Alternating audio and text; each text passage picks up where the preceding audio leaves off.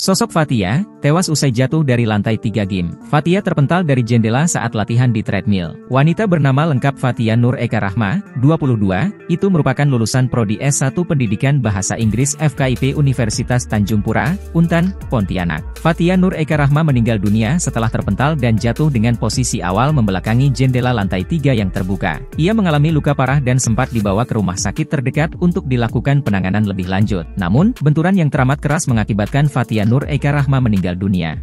Lalu, korban terpental dan jatuh dengan posisi awal membelakangi jendela lantai 3 yang terbuka. Dikutip Tribun Pontianak, Co.id di TKP, posisi treadmill di lantai 3 sendiri menghadap ke dalam, bukan keluar jendela, atau posisi pengguna treadmill membelakangi jendela. Kemudian, jarak antara treadmill dan jendela hanya berkisar 60 cm.